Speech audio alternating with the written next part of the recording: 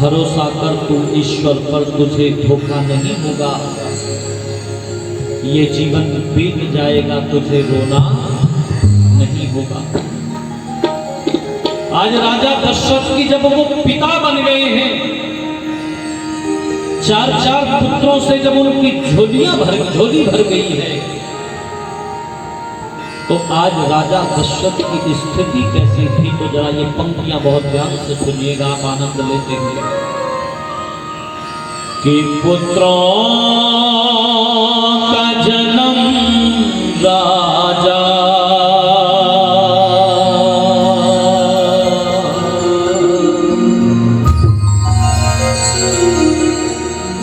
दशरथ जब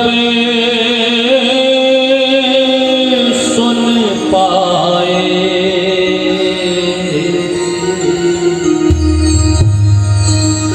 निर्धन को मिली दौलत,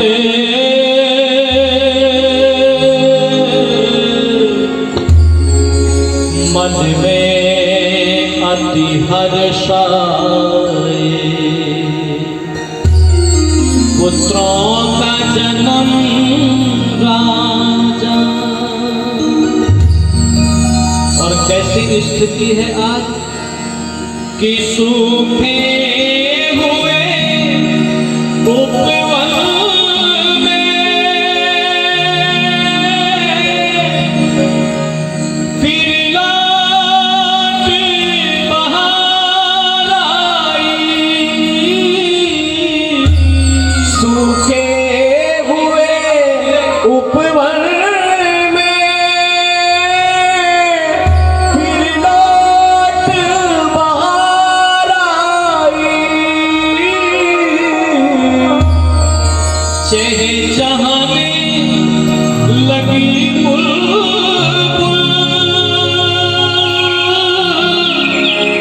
और कलियां मुस्काई,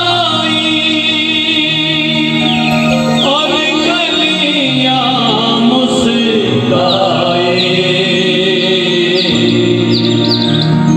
आनंद घन कर जनने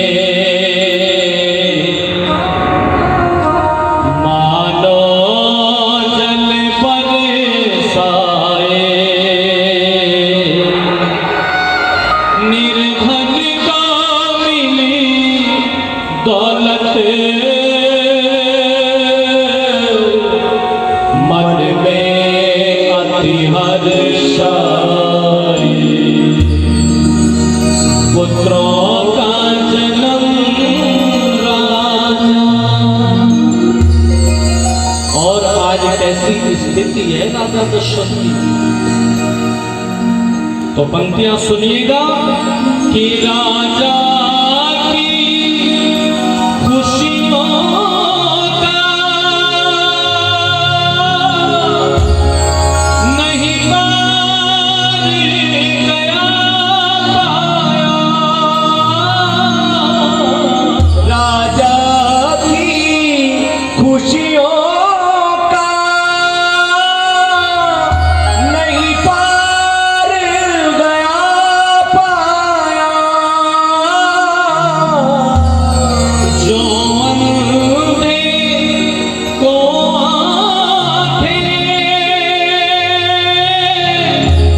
और गाड़ी का काया, और गाड़ी को काया। घर दर दीवार सजा कर फिर मधुर गान गाए। निर्धन को मिली दौलत, मन में अति हर्षाए। पुत्रों का जन्म राजा। ऐसा लगा जैसे किसी अंधे को आंखें मिल गई हैं। ऐसा लगा राजा को कि जैसे किसी कोढ़ी को कंचन काया मिल गई हो। प्रसन्न राजा दशरथ ने वित्त मंत्री को बुलाया, फाइनेंस मिनिस्टर को बुलाया और निर्देश दिया। क्या निर्देश दिया? फिर बुला वित्त मंत्री, ऐसा आदेश दिया। फिर बुला वित्त मंत्री, ऐसा आदेश दिया। थे पूज्य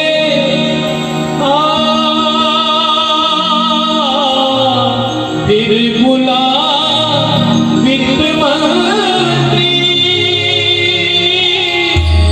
ऐसा ऐलान किया। थे पूज्य जनजित ने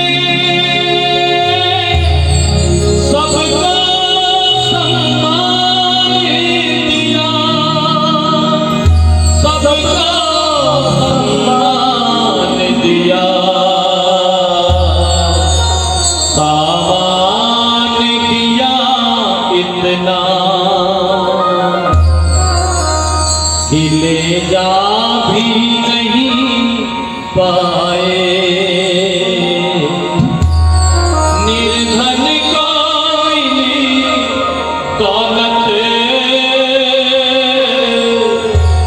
मन में अति हर्ष आए।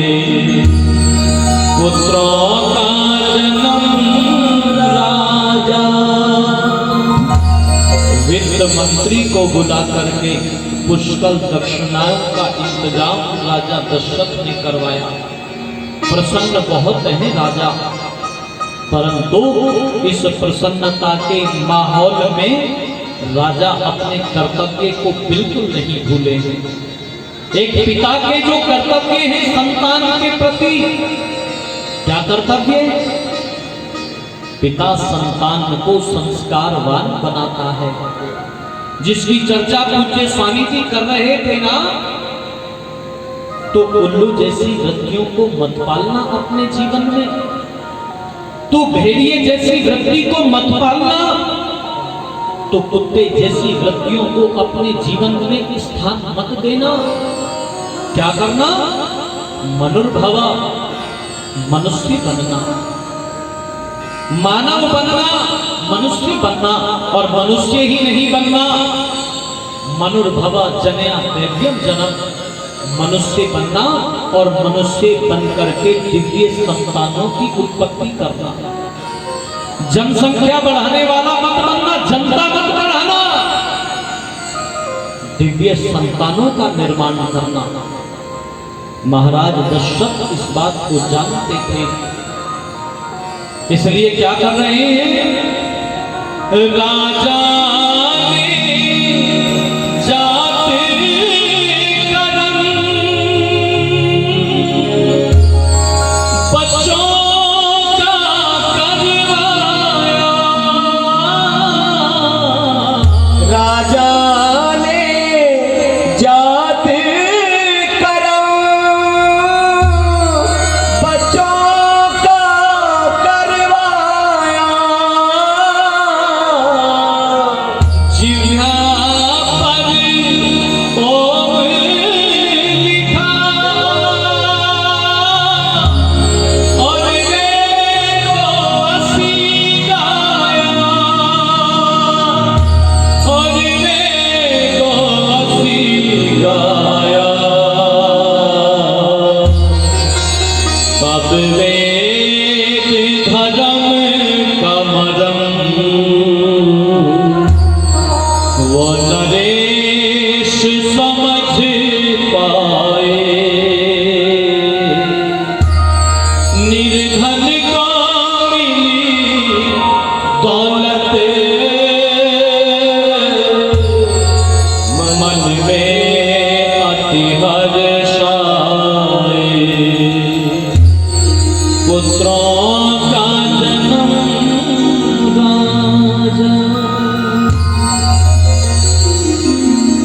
माताओं, बहनों, धर्म प्रेमी बंधुओं, मानव को मानव बनाना पड़ता है। तभी तो वेद ने ये निर्देश दिया, मनुर्भव। घोड़े को घोड़ा बनाना नहीं पड़ता, कुत्ते को कुत्ता बनाना नहीं पड़ता। उसके कुत्ते पने में कोई दिक्कत नहीं है, कुत्ते के कुत्ते पने में कोई समस्या नहीं है। गधे के गधेपन में कोई कमी नहीं है। एक विद्यालय में क्लास में अध्यापक ने बच्चों से पूछ लिया था, बेटा ये बताओ गधे में और मनुष्य में क्या अंतर है? बालक ने उत्तर देते हुए कहा, सर मेरी समझ में तो एक ही बात आती है कि मनुष्य को तो गधा कहा जा सकता है, पर गधे को मनुष्य नहीं कहा जा सकता। गधे के गधेपने में कोई दिक्कत नहीं है। मानव को मानव बनाना पड़ता है। और ध्यान दीजिएगा, पूज्यपाद स्वामी जी महाराज जहां हरियाणा में रहते हैं, वहां हरियाणा में तो वहां की लोक भाषा में यदि कोई आदमी गड़बड़ काम करता है ना, तो वहां हरियाणवी भाषा में गांव की गलियारों में लोग इस वेद की बात को कहते हुए दिखाई देते रहे, भाई मानस बन जा, मानस बन जा। हमारे यहां भी कहते हैं आदमी बन जा भाई, आदमी बन जा, आदमी बन जा। यदि आदमियत दूर हो गई, वो एक आदमी प्याऊ पर बैठा हुआ था, एक व्यक्ति प्यासा आया और आकर के कहता है, बाबूजी बड़े जोर से प्यास लगी हुई है, पानी पिला दीजिए। इसने कहा, भाई जो आदमी पानी पिलाता है वो भोजन करने गया है, बस थोड़ी देर में आने वाला है और वो आकर के तुम्हें पानी पिला देगा। थोड़ी देर इस व्यक्ति ने इंतजार किया, बहुत ध्यान से सुनना चर्चा पर। इंतजार करने के बाद ये व्यक्ति फिर बोला, बाबूजी बहुत जोर से प्यास लगी है, पानी पिला दीजिए ना। इसने कहा, भाई वो जो आदमी पानी पिलाता है, बताया ना वो भोजन करने गया है, बस आता ही होगा। थोड़ी देर इसने फिर इंतजार किया, लेकिन इसने फिर कहा, ओ बाबूजी बहुत जोर से प्यास लगी है, पानी पिला दो ना। इसने जब फिर यही बात कही, भाई मैंने बताया ना वो जो आदमी पानी पिलाता है वो आने ही वाला है। इस व्यक्ति ने, इस प्यासे आदमी ने इसको ये कहा, ओ बाबूजी प्यास के मारे दम निकला जा रहा है, जीभ ऐठी जा रही है, बड़ी कृपा होगी यदि थोड़ी देर के लिए आप ही आदमी बन जाएंगे तो। बड़ी कृपा होगी, आप ही आदमी बन जाओ थोड़ी देर के लिए बाबूजी। माताओं, बहनों, धर्म प्रेमी बंधुओं, मानव को मानव बनाना पड़ता है। ऋषिवर देव दयानंद जी महाराज को जब अमर ग्रंथ सत्यार्थ प्रकाश के द्वितीय समुल्लास में आप पढ़ेंगे तो ऋषि ये चर्चा कर रहे हैं कि मानव को मानव कैसे बनाया जाएगा। वहां पर शतपथ ब्राह्मण का एक वचन ऋषि ने लिखा, मातृमान आचार्यमान, मातृमान पितृमान आचार्यमान पुरुषो वेदः। 3 शिक्षकों की जिम्मेदारी है मानव को मानव बनाने की। पंडित शोभाराम प्रेमी जी ने पंक्तियां लिखी थी कि पशु पक्षी अपने बच्चे अपने समान सही जनते हैं, पर बिना बनाए मनुष्य के बच्चे कभी मनुष्य नहीं बनते। कौन बनाएंगे मानव को मानव? एक माता और दूजा पिता, तीसरा शिक्षक आचार्य हो, जिनके संरक्षण में मानवता का पूर्ण कार्य हो, और वह संतान बड़ा भाग्यवान जिसके माता पिता आर्य हो। धार्मिक विद्वान माता पिता गुरु की शिक्षा अनिवार्य हो, और जिसको तीनों मिल जाएं, समझो कि मनुष्य वही बनते हैं। बिना बनाए मनुष्य के बच्चे कभी मनुष्य नहीं बनते। संस्कारों की छत्र छाया में संतान का निर्माण हुआ करता है, राम का निर्माण हुआ करता है। आज इस देश के लोगों ने वो संस्कार छोड़ दिए। हम चाहते तो हैं कि इस देश में राम पुनः आए, हम चाहते तो हैं कि इस देश में कृष्ण फिर से आए। पुकारते भी हैं, गाते भी हैं, कहते भी हैं हम कि कब आओगे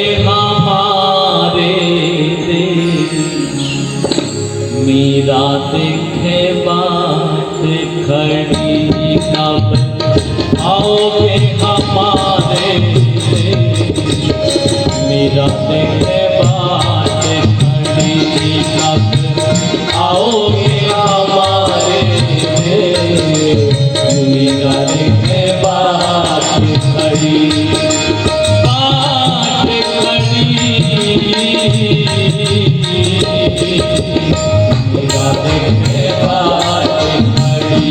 कब आओगे हमारे देश, राधे के बाट खड़ी कब आओगे हमारे देश, राधे के बाट खड़ी। आवाज लगाते हैं, पुकारते हैं, हे केशव कब आओगे? वादा किया था आपने, जब जब धर्म की हानि होगी मैं आऊंगा। और ध्यान दीजिएगा, इस बात को लोगों ने अवतार सिद्ध कर दिया। पर ध्यान देना, महापुरुषों के जीवन को जब उठा करके पढ़ेंगे, कभी पंडित राम प्रसाद बिस्मिल को उठाकर पढ़ना, कभी करतार सिंह सरावा को उठा करके पढ़ना, कभी सरदार भगत सिंह को उठा करके पढ़ना। वो इस देश की सेवा के लिए पुनः पुनः जन्म लेकर के आना चाहते हैं। यही बात तो कही थी योगेश्वर श्री कृष्ण जी महाराज ने, भारत की इस धरती पर मैं पुनः पुनः बार बार आना चाहता हूं, पर मैं निवेदन करना चाहता हूं। आज कहते हैं केशव आप वादा कर गए थे, आज ये भारत भूमि पुनः संकटों में घिरी हुई दिखाई देती है। आज ललनाओं की लाज सुरक्षित नहीं है। घर से बेटी निकल करके चलती है तो थोड़ी देर के बाद ही मां फोन करके पूछने लगती है, बेटी कहां पहुंची तू? हर 10 मिनट, 15 मिनट, 20 मिनट के बाद मां फोन करके पूछती है। वो मां ये नहीं जानना चाहती कि बेटी कहां पहुंची, वो ये जानना चाहती है कि बेटी सुरक्षित भी है कि नहीं है। हे केशव, द्रौपदी की लाज आपका नाम मात्र लेने पर बच गई थी, जब विकर्ण ने दुशासन को कह दिया था द्रौपदी की साड़ी को हाथ लगाने से पहले एक बार ये भी सोच लेना कि ये कृष्णा है, ये योगेश्वर श्री कृष्ण की लाडली बहन है। उस द्रौपदी की लाज बची थी जिसने एक एक व्यक्ति के सामने खड़े होकर के गुहार लगाई थी। पितामह भीष्म के सामने खड़ी थी, हे पितामह देखो देखो कुरुकुल की कुल वधू खड़ी हुई है। दुशासन बाल पकड़ करके घसीटता हुआ ले आया मुझे। पितामह देखो देखो, मेरे प्रश्नों के उत्तर मुझे दे दो पितामह। गंगा पुत्र भीष्म की आंखें ऊपर उठ न सकी थी, कोई शब्द मुख से न निकला था। आचार्य द्रोण के सामने खड़ी हो गई थी, हे आचार्य आप तो मेरे पिता द्रुपद के मित्र हैं, पर आचार्य मित्र की बेटी बेटी होती है। देखो आपकी बेटी खड़ी हुई है। दुशासन मुझे एक वस्त्र पहनी हुई कुरुकुल की कुल वधू को बाल पकड़ करके घसीटता हुआ इस सभा में ले आया। क्या यही है गुरुकुल की मर्यादा? क्या यही शिक्षा दी थी आपने अपने शिष्यों को? आचार्य द्रोण की नजरें नहीं उठी थी, आचार्य कृत की नजरें नहीं उठी। विस्तार में जाने का अवकाश नहीं है, मैं कह दूं तब वहां विकर्ण ने कहा था, दुशासन जब आगे बढ़ा कृष्ण का नाम लेकर के कहा था, द्रौपदी की लाज बची थी। हे केशव, आज ललनाओं की लाज बहुत असुरक्षित है। संकट में है आज वो धरती जिस पर तूने जन्म लिया, पूरा कर दे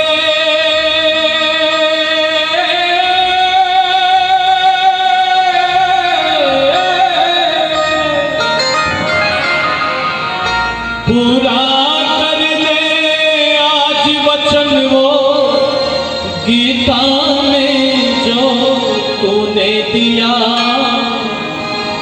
तुझ बिन कोई नहीं है मोहन, अरे तुझ बिन कोई नहीं है मोहन, भारत का रखवाला रे, बड़े देर भई नंदलाला, तेरी राह तके प्रजता। ग्वाल बाल एक से पूछे, कहाँ है मुरली वाला रे, बड़ी देर भई नंदलाला, तेरी राह तके प्रजता। वो ब्रज की बालाएं, वो भारत की बालाएं राह तकती हैं, पर हाय रे हिंदू कौम जिसके लिए रोना रो रहे थे शाम को पूज्य आचार्य वेद प्रकाश क्षत्रिय जी, कृष्ण को ही छलिया चोर जार बता दिया इस देश के लोगों ने। भक्ति के नाम पर आशिकी के गीत गाए गए, पीड़ा होती है ये कहते हुए। मैं निवेदन करना चाहता हूं, कृष्ण तो आने को तैयार है, वो कह रहे हैं मैं तो बाट जोहता हूं, लेकिन आऊं कैसे? कोई देव की मां जैसा संकल्प करने वाली मां तो बताओ मुझे, जिसने संकल्प किया था कंस के समक्ष खड़े होकर के, लाल लाल आंखें करके बोली थी, ये जो तुम काम कर रहे हो, ये जो तुम्हारा कृत्य है, ये पाशविक कृत्य है, ये पशुओं जैसा व्यवहार है, तुमने अपने पिता को जेल में डाल दिया राजगद्दी के लिए, और आज कोई बोल नहीं रहा, तुम्हारे सामने सब कमजोर हो गए हैं। तो इसका मतलब ये नहीं है कि तुम जो कुछ कर रहे हो सो ठीक है, ये कतई नहीं है। कंस ने पूछा था क्या कर लेगी देवकी तू, उस देवकी ने वहीं खड़े होकर के प्रतिज्ञा कर ली थी कि मैं अगर जिंदा रही और ना बंध्या रही, आपको महंगी पड़ेगी पवित्र मथुरा की वही, आपको महंगी पड़ेगी पवित्र मथुरा की वही। ओ भैया, अपनी कोख से ऐसे पुत्र को जन्म दूंगी जो तेरे सारे के सारे पापों का हिसाब तुझसे लेगा। ये चर्चाएं नहीं हुई मंचों के ऊपर, ये बातें नहीं बताई गई आज की युवा पीढ़ी को, आज की बेटियों को, कि तुम्हारी गोद में संकल्प खेला करता है, ये नहीं बताया गया। कृष्ण तो आने को तैयार है, पर देव की मां जैसा संकल्प तो चाहिए। यशोदा मां जैसी लोरी तो चाहिए, नंद बाबा जैसा पवित्र आनंद तो चाहिए।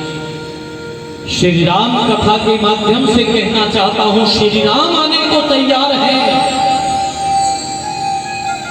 पर कौशल्या जैसी पवित्र मां तो दे दो, राजा दशरथ जैसा व्रती पिता तो दे दो, तो श्री राम आ जाएंगे।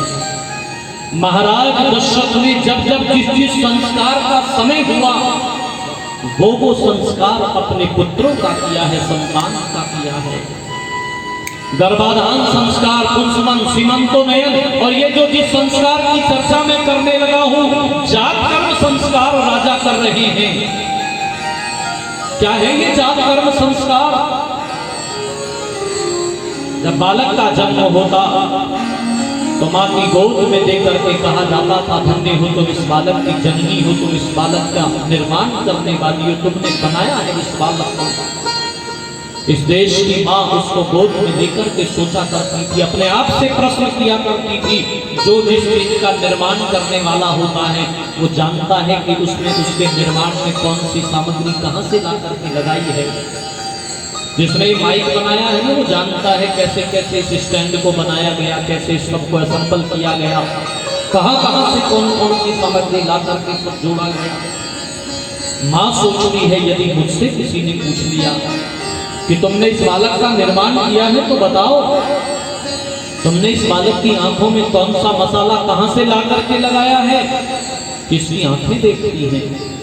यदि मुझसे किसी ने पूछ लिया बताओ तुमने इस बालक का निर्माण किया है तो इसके कानों में कौन सा मसाला कौन सा यंत्र लगाया है कि कान सुनते हैं? कोई उत्तर किसी मां के पास में नहीं है।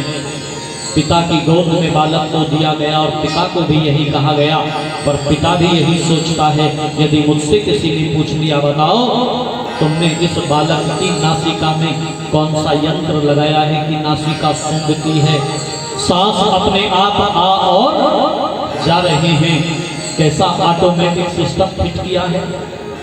यदि सिस्टम मेरे और आपके हाथ में होता और किसी दिन रात में सांस लेना भूल जाते तो सुबह तक मामला राम नाम सत्य। पिता सोचता है यदि मुझसे किसी ने पूछ लिया बताओ तुमने इसके गले में कौन सा यंत्र लगाया है, स्वर झंकृत हो रहे हैं।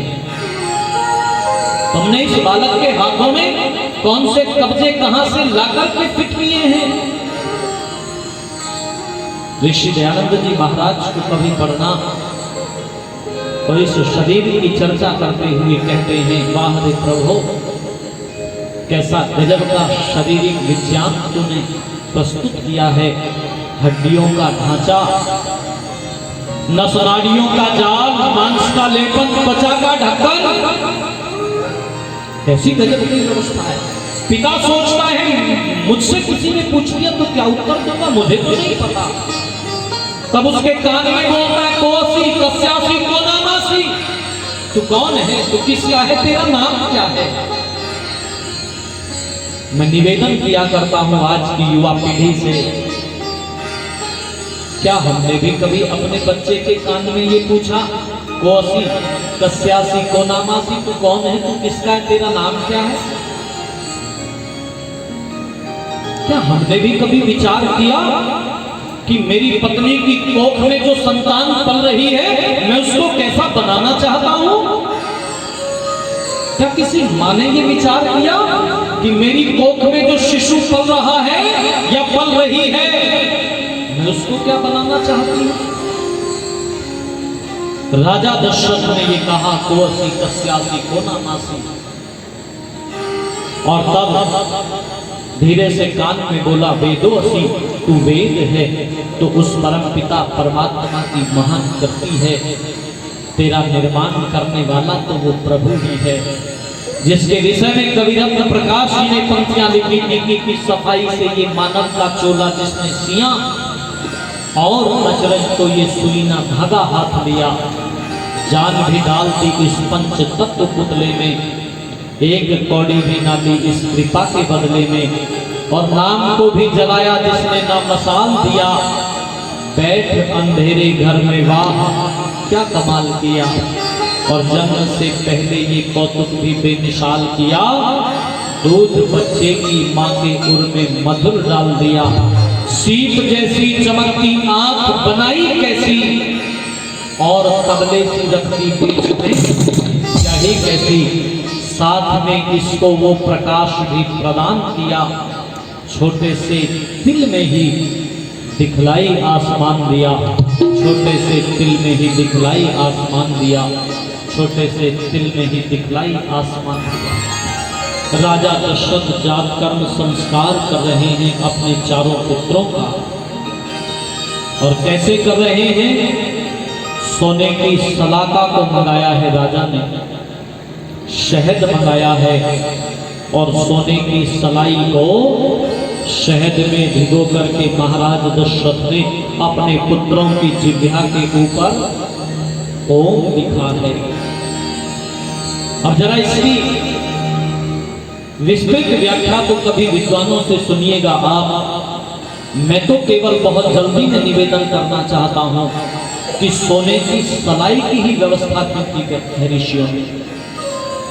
ध्यान दीजिएगा, सोना बहुत कीमती होता है, एक एक प्रक्रिया में संदेश छिपा हुआ है। पिता उस सोने की सलाई को हाथ में लेकर के कहता था, मेरे पुत्र मेरी पुत्री, तेरे मुख से जो भी शब्द निकले ना वो इस सोने की सलाई की तरह से कीमती शब्द निकलने चाहिए। वेद में एक शब्द आता है जल्पी। किसको कहते हैं जल्पी? जो आदमी सुबह से शाम तक बिना मतलब की बकवास करता रहता, कोई मतलब नहीं है बोलने का, पर उसे बोलना है। मेरे गुरुजी हैं पंडित नरेश दत्त आर्य जी, आप में से बहुत सारे लोग परिचित हैं उनसे। वो सुनाया करते हैं घटना की, मैं ट्रेन में सफर कर रहा था, एक जगह से 10-15 लोग वो दिल्ली पैसेंजर चढ़े, थोड़ी देर को आकर के चुप बैठे रहे। थोड़ी देर के बाद एक आदमी मेरे से बोला, पंडित जी बुरा ना मानो तो एक बात पूछ लूं। बोले जी पूछो। कितने भाई हो आप? गुरुजी ने कहा कि हम तो 3 भाई हैं। इसने कहा 4 होते तो मेरा क्या कर रहे थे? अच्छा, बिना मतलब की बात है कि नहीं? और झगड़ा करने की बात है। गुरुजी बोले कि मैं तो तुम्हारा कुछ कर नहीं सकता, तुम्हारा तो जो कुछ करेगा परमात्मा ही करेगा, चिंता मत कर। ये सब भगवान के खाते में जो है ना, ये व्यवस्थित हो रहा है। लाल किले के बराबर से एक बार मैं गुजर रहा, मेरे बराबर में 2 नवयुवक और ऑटो रिक्शा में बैठे हुए दिल्ली। एक ने दूसरे से कहा, जरा प्रधानमंत्री मनमोहन सिंह को फोन लगा करके पूछ लाल किले को बेचे है क्या, बेचना है क्या? उस समय मनमोहन सिंह जी की सरकार थी, कांग्रेस की सरकार। तो मेरे कान खड़े हुए, ये कौन आदमी बैठा हुआ है इतना बड़ा सौदा ऑटो रिक्शा में? इस दूसरे वाले ने कहा पूछ तो लूंगा। फोन निकाल लिया उसने, बोला पूछ तो लूंगा, पर दिल्ली में तो जमीन बहुत महंगी है, इतने पैसे कहां से देंगे? इसने कहा उसकी चिंता तो क्यों करता है, कंगाल बैंक के चेक पे साइन करके दे दूंगा, फिरेगा सारी दुनिया में भुनाता हुआ। अच्छा, आप बड़े प्रबुद्ध श्रोता बैठे हुए हैं, बोलो इस बात का कोई औचित्य है? कोई औचित्य नहीं है। पिता कहता है, मेरे बेटे मेरी बेटी, तू अपने जीवन के अंदर जल्पी मत बनना। तेरे मुख से जो शब्द निकले वो इस सोने की सलाई की तरह से कीमती शब्द हों। श्री राम के जीवन को जब आगे पढ़ेंगे, जब चर्चा सुनेंगे, उनके मुख से जो शब्द निकलता है वो शब्द पत्थर की लकीर है लोगों को। जिस समय पर वो प्रसंग आएगा तो विस्तार से चर्चा करूंगा। जिस समय पर राजा दशरथ, वो प्रसंग है जब राज्याभिषेक की घोषणा कर चुके थे और कैकेयी ने वरदान मांग लिए थे, श्री राम वहां पहुंचे थे और मां कैकेयी से ये कहते हुए दिखाई देते हैं, मां मेरे पिता मुझसे बोलते क्यों नहीं है, मुझे आशीर्वाद नहीं देते, बताओ कारण क्या है? और मां पिता नहीं बोलते पर आप बोलती हो, आप जानती हो सब, मुझे बताओ पिता क्या चाहते हैं। उस काम को अभी इसी वक्त राम करेगा जो पिता चाहते हैं, जिससे मेरे पिता की ये मन की मलिनता दूर हो, जिससे मेरे पिता के व्रतों पर कभी कोई कलंक न लगने पावे, उस काम को अभी इसी वक्त करूंगा। और ये कहते हैं, मां आप जानती हो कि राम एक बात को 2 तरह से कहना नहीं जानता। रामो दुर्न भाषते, रामो दुर्न भाषते। राम के मुख से निकला हुआ एक एक वाक्य पत्थर की लकीर है। राजा दशरथ ने सोने की सलाई को हाथ में लेकर के कह दिया था, इस सोने की तरह से कीमती शब्द बोलने वाले बनना पुत्र। और शब्द कीमती तो बोलना, पर ऐसे मत बोल देना जो पानी में आग लगाने का काम कर दे। सत्यम ब्रूयात् प्रियम ब्रूयात्। शहद में भिगोया गया उस सलाका को कड़वा नहीं बोलना, मीठा बोलना। मैं तो कई बार पंक्तियां गुनगुनाता हूं, कई बार कहता हूं लोगों से कि सबसे मीठे वचन सुनाकर मन में हर्षित होना, सबसे मीठे वचन सुनाकर मन में हर्षित होना, बोल के कड़वे शब्द किसी का चैन कभी ना होना।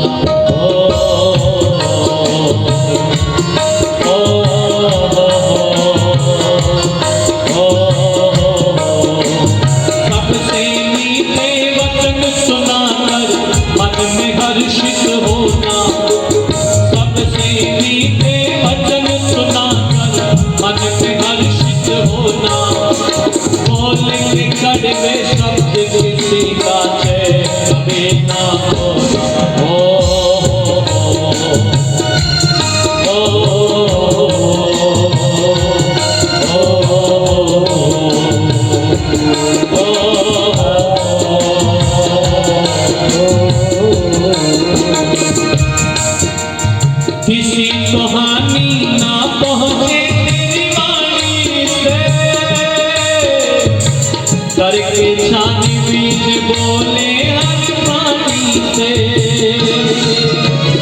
किसी को हानि ना पहुंचे तेरी वाणी से।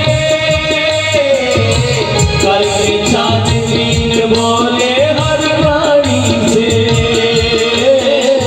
करके छानबीन बोले हर प्राणी से।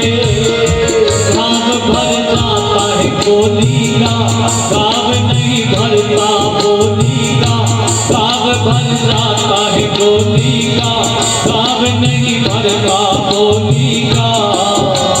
बिना विचारे जो बोले उसको पड़ता है रोना।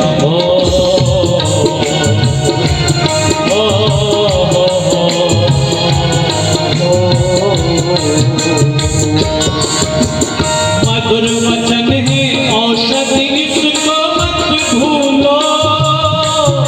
हो शब्द शहद से मीठे दिल को तुम छू लो। हो शब्द शहद से मीठे दिल को तुम छू लो। हो शब्द शहद से मीठे दिल को तुम छू लो। वाणी से लेना वाण का काम, तब बने धरती स्वर्ग समान।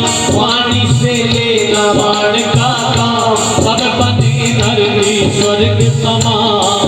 कुलदीप कलह नहीं रहे कहीं भी, हो संसार सलोना।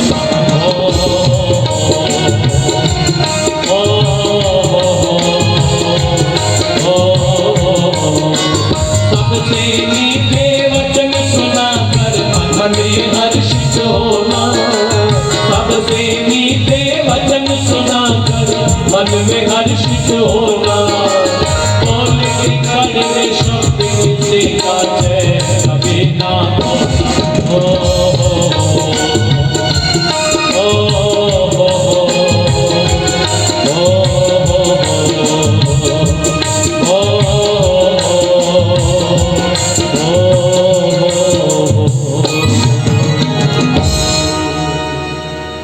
मधुर वचन है औषधि इसको मत भूलो।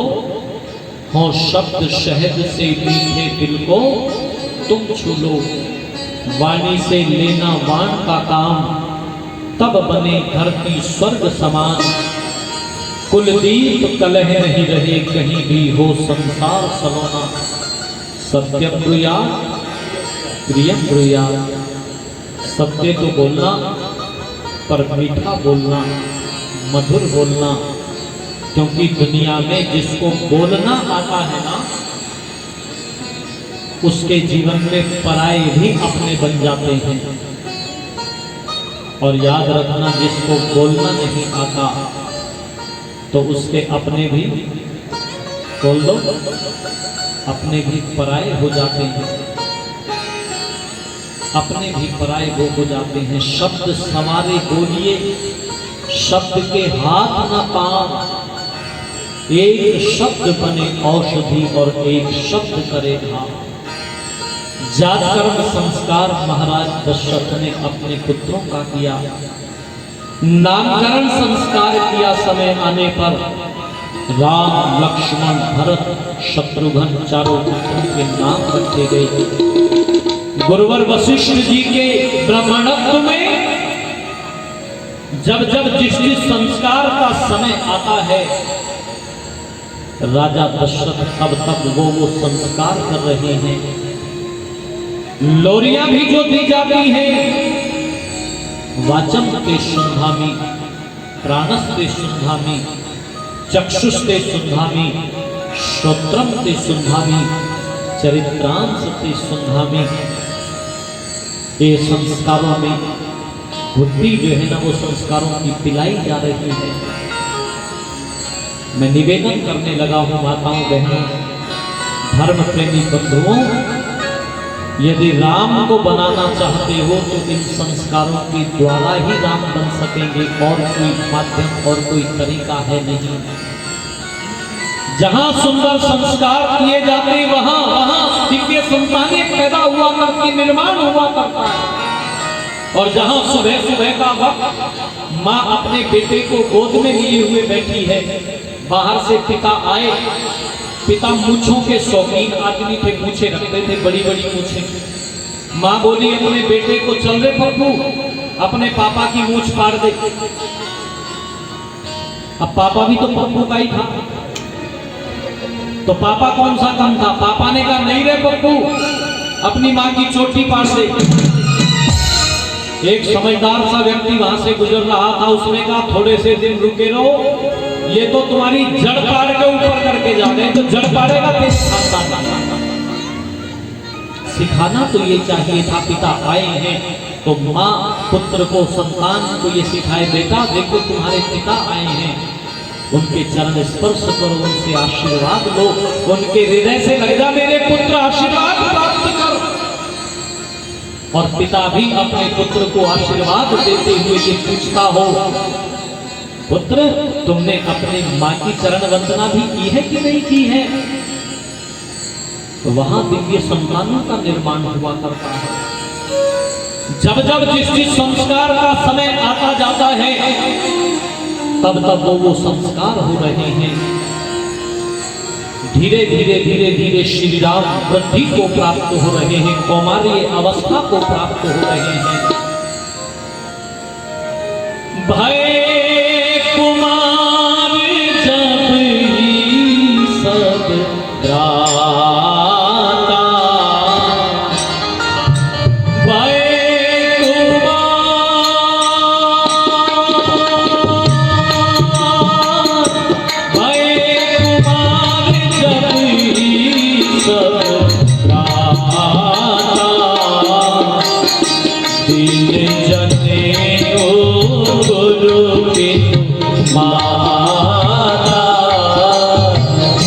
दीन जने ओ गुरु पितु माता,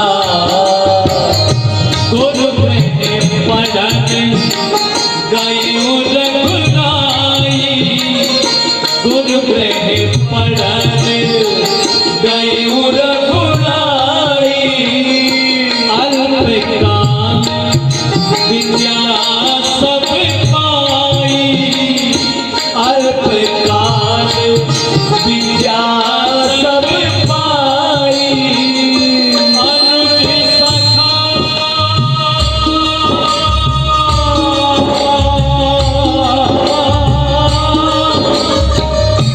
अनुज सखा सभी भोजन करही, मात पिता सरही, मात पिता सरही। प्रातः काल उठते रघुनाथा, प्रातः काल उठे के रघुनाथा। मात पिता गुरु नावई माता, मात पिता गुरु नावई माता। आय सुमा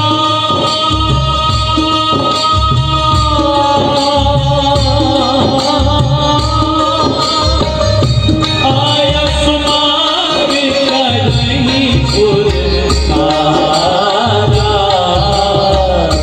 देख जगन हर सही मन राजा,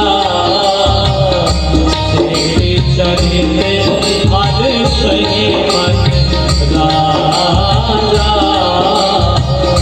देख जगन हर सही मन राजा।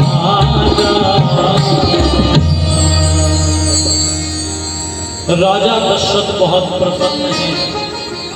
और देखो महाभारतकार ने लिखा, जब धूल से धूली दूसरी पुत्र पिता के हृदय से आकर के लगता है, तो उस समय पर उस पिता की बाहों में मानो सारी दुनिया का आनंद समाहित हो जाता है, सारी दुनिया का सुख सिमट करके उस पिता की बाहों में आ गया होता है। आयसु मांग करही पुर काजा, और देखी चरित हर सही मन राजा। राजा दशरथ हर्षित होते हैं अपने राम के चरित्र को, क्रियाकलापों को देखकर और आशीर्वाद देते हुए एक ही बात कहते हैं कि तुझे सूरज कहूं या चंदा, तुझे दीप कहूं या तारा, मेरा नाम करेगा रोशन जग में मेरा राम दुलारा। ओ मेरा नाम करेगा रोशन जग में मेरा राम दुलारा। मैं कब से तरस रहा था, मेरे आंगन में कोई खेले, नन्ही सी हंसी के बदले मेरी सारी दुनिया में तू मिला तो मैंने पाया जीने का नया सहारा। मेरा नाम करेगा रोशन जग में मेरा राम दुलारा। आज उंगली थाम के तेरी तुझे मैं चलना सिखलाऊं, कल हाथ पकड़ना मेरा जब मैं बूढ़ा हो जाऊं। तेरे संग झूम रहा है मेरी बाहों में जग सारा। मेरा नाम करेगा रोशन जग में मेरा राम दुलारा। और राम, मैं जानता हूं पुत्र कि एक दिन इस धरा नाम को छोड़कर मैं चला जाऊंगा, पर मुझे जाने का कोई गम ना होगा। क्यों? मेरे बाद भी इस दुनिया में जिंदा मेरा नाम रहेगा। जो भी तुझको देखेगा तुझे मेरा नाम कहेगा। जो भी तुझको देखेगा तुझे मेरा नाम कहेगा। तेरे रूप में मिल जाएगा, तेरे रूप में मिल जाएगा। मुझको जीवन दोबारा। मेरा नाम करेगा रोशन जग में मेरा राम दुलारा। ओ मेरा नाम करेगा रोशन जग में मेरा राम दुलारा। जग में मेरा राम दुलारा। जग में मेरा राम दुलारा।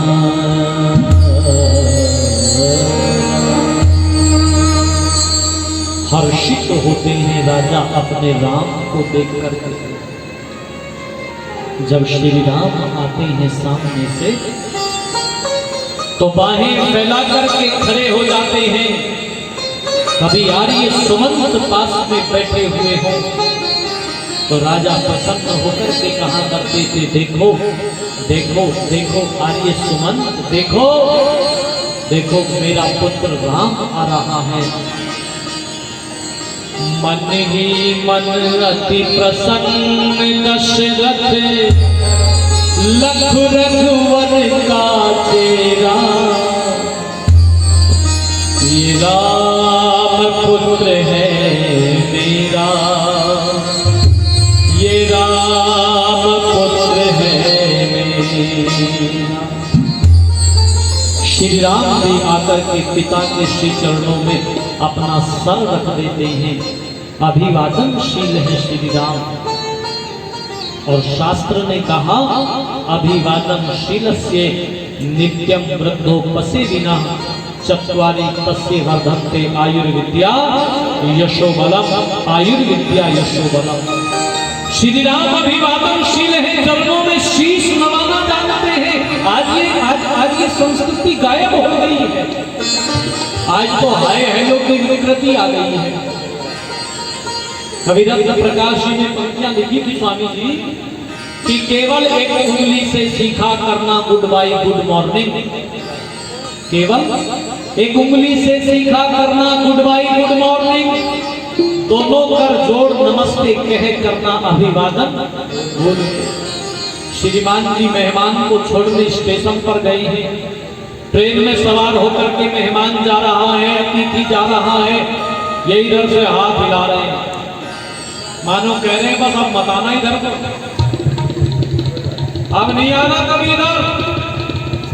उधर से अतिथि भी मेहमान भी हाथ हिला रहा, बोले हमको अब कहीं आगे पछताए, आगे तो आने का प्रश्न ही पैदा नहीं होता, ना आने के भैया। दोनों कर जोड़ नमस्ते कहे करना अभिवादन भूल गए। श्री राम अभिवादनशील है, और जो अभिवादनशील होता है उसकी चार चीजें बढ़ती है, आयु बढ़ती है, विद्या बढ़ती है, यश बढ़ता है और बल बढ़ता है। प्रसन्न है राजा दशरथ। यज्ञोपवीत संस्कार चारों पुत्रों का करवाया, गुरुवर वशिष्ठ का सानिध्य मिला, उत्तरोत्तर वृद्धि को प्राप्त होते जा रहे हैं श्री राम। राजा दशरथ तो अपनी अवध में बहुत आनंदित हैं, बहुत प्रसन्न हैं, लेकिन जंगल में मुनि विश्वामित्र अपने आश्रम सिद्ध आश्रम में रहते हैं, वो प्रसन्न नहीं है, वो बहुत व्यथित है, वो बहुत परेशान है, वो बहुत चिंतित है। क्यों चिंतित है? मुनि वशिष्ठ मुनि विश्वामित्र क्यों चिंतित है? कौन सी दिक्कत है, कौन सी परेशानी है जो उनको उद्वेलित कर रही है, जो भगवान के चिंतन में हमेशा मग्न रहने वाले मुनि विश्वामित्र को परेशान कर रही है? वो चिंता कौन सी है? वो क्या घटना जंगल में घट रही है? समय दौर चला है, इसकी चर्चा शाम के एपिसोड में आपसे करूंगा। इस समय की कथा मुझे रुकना होगा, समय की परिधि में यहीं पर विराम लेगी।